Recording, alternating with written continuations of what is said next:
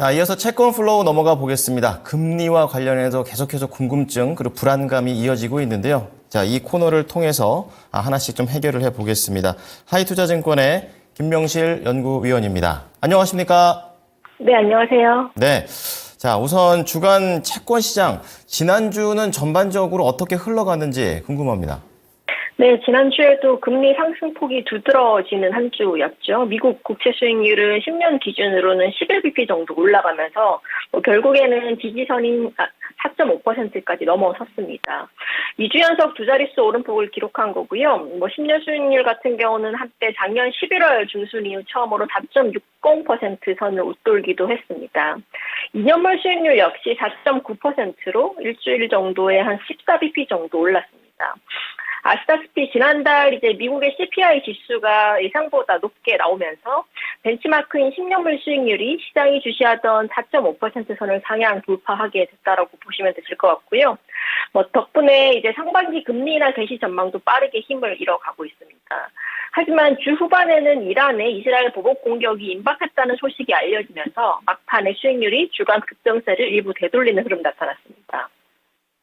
국내도 유사한 흐름이고요. 국고 3년 금리는 지난주에 6.7bp 정도 올라가면서 3.39%, 그리고 10년물 금리는 10bp 정도 올라가면서 3.53%를 기록했습니다. 다만 이제 주중에 한국은행의 금통위가 도비시하게 해석되면서 국고 금리는 주 후반에 조금 반락하는 모습을 나타났다라고 보시면 되실 것 같습니다. 네, 자, 어떻게 보면은 계속해서 2주 연속 올라가고 있는데 전쟁 때문에 약간은 멈칫하는 그런 그림도 있다고 얘기를 해주셨는데요. 다음 질문 넘어가기 전에 그러면 전쟁이 미치는 영향력, 어쨌든 지금 종전이 안 됐기 때문에 더 불안한 그런 상황이거든요. 계속해서 이렇게 시장에 영향을 미칠 것으로 전망하십니까? 네, 전쟁이 장기화되면 국제유가 같은 원자재 가격의 상승 압력은 계속 지속될 것 같고요. 결국에 시장에서는 유가가 다시 100달러대로 진입을 하냐 안 하냐 이 부분들이 조금 불확실성으로 작용할 수 있고, 만약에 유가 반등이 이제 가시화되기 시작하면 이런 부분들은 인플레이션 지표에 상승 영향을 줄 수 있을 것으로 보고 있습니다. 결국에 시장이 가장 우려한 스태그플레이션의 현실화 가능성들이 높아지면서 글로벌 시장, 특히나 금융시장은 굉장히 혼란스러워질 것으로 보고 있습니다. 네. 자, 그렇다면 채권 시장에서 봐야 될 이슈들이 참 중요해지는 그런 순간이 될 텐데요. 키워드 한 줄 주시면요. 네, 이번 주 키워드는 한국은행의 정책 전환 부담감 확대, 그리고 탈종조화에 대한 확인이 필요한 시점이라고 말씀을 드리고 싶습니다. 네, 자, 국내외 온도차를 우리가 어떻게 해석해야 될지 알아보겠습니다. 내용 어떻습니까? 아시다시피 지난주에 한국은행 4월달 금통위가 있었죠. 결론적으로는 3.5% 전원일치 동결 결정이 됐습니다. 다만 이전과 달라진 몇 가지 포인트들이 있었는데요. 첫 번째로는 연준의 스테이트먼트처럼 한국은행의 통화정책 방향문에서 통화 긴축 기조에 대해서 충분히 장기간 유지할 수 있다는 기존 입장에서 장기간이란 문구가 삭제가 됐습니다. 이 부분을 채권시장에서는 앞으로 금리 인하 시점이 얼마 남지 않았다라는 점으로 해석을 했었고요. 두 번째는 이제 한국은행 총재의 기자회견 내용이었습니다. 결국에 한국은행의 주안점도 역시나 물가였다라는 거고요. 연말까지 헤드라인 물가 상승률이 현재 한국은행의 전망치인 2.3%에 수렴한다면 한국은행 역시나 인하 가능성들을 배제하지 못한다라는 발언이 이어졌습니다. 이런 부분들이 종합적으로 채권 시장에 도비시하게 해석되면서 결국에 연준과 다르게 결국 한국은행도 통화정책 차별화에 나설 수 있는 시간이 얼마 남지 않았다라고 생각을 해볼 수가 있을 것 같습니다. 한국은행의 통화정책의 주요 변수는 당연히 물가가 될 수 있을 것으로 보여지고 있습니다. 아시다시피 지금 안정적으로 수렴하고 있는 근원 물가랑 다르게 유가라든지 농산물 가격 변동성에 대한 노출이 큰 헤드라인 물가 상승률의 변동성은 여전히 크다는 점은 문제점입니다.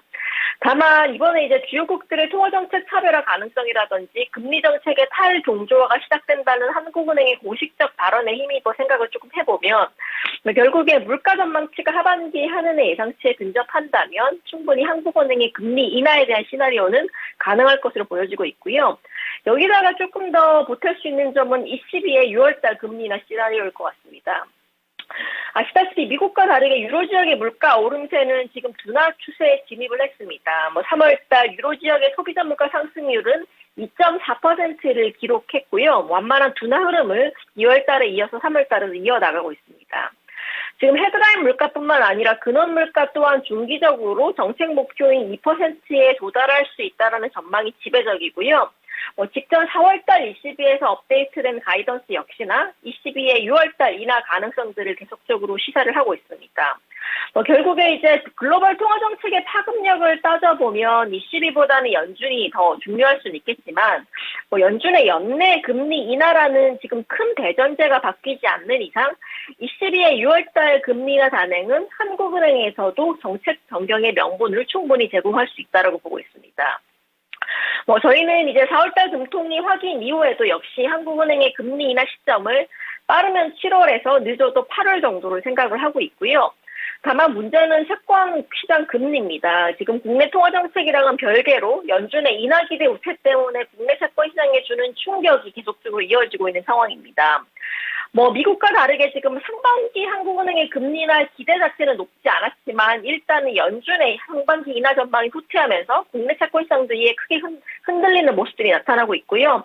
앞으로 추이들을 조금 더 살펴봐야 되긴 하겠지만 지금 시장에 형성되어 있는 내러티브죠. 인하 기대 후퇴라든지 디스인플레이션의 의심, 그리고 유가 불안 같은 이런 부분들이 바뀌기 어렵다면 당분간 대외금리 상승에 연동된 국내 금리의 상승 리스크 역시 경계할 필요가 있다라고 보고 있습니다.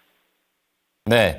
자, 계속해서 미국만 볼 게 아니라 이제 유럽하고 국내의 이런 금리 인하 정책까지도 또 연동해서 봐야 될 것 같습니다. 좀 복잡하고 뭔가 좀 어려워져 가는 그런 느낌이 드는데요. 주간 채권 전략은 어떻게 가져갈까요? 일단 지금 시장의 내러티브 자체가 국내 채권 시장뿐만 아니라 글로벌 채권 시장이 좋지 않은 모습들을 보여주고 있습니다. 일각에서는 극단적인 케이스로 연준의 인하 전망이 연 1회까지 축소된다면 미국 국채 금리가 5%까지 갈 수 있다 이런 전망들이 조금씩 나오고 있는데 합리적인 수준에서 봤을 때 저는 지표 서프라이즈가 추가로 발생해서 연내 1회까지 인하가 축소된다고 하더라도 새로운 금리 상단이 4.73%를 넘어서기는 어렵다라고 보고 있고요. 다만 이제 그 내러티브가 아니라 유가 안정과 함께 다시 한 번 더 디스인플레이션에 대한 전망들이 커지면서 연 2회 시각이 확산된다면 미국 국채 금리는 다시 4.3에서 4.50 밴드로 수렴할 가능성들이 크다라고 보고 있습니다. 네. 자, 오늘 내용들 잘 참고하겠습니다. 감사합니다. 네, 감사합니다. 네, 지금까지 채권 플로우였습니다.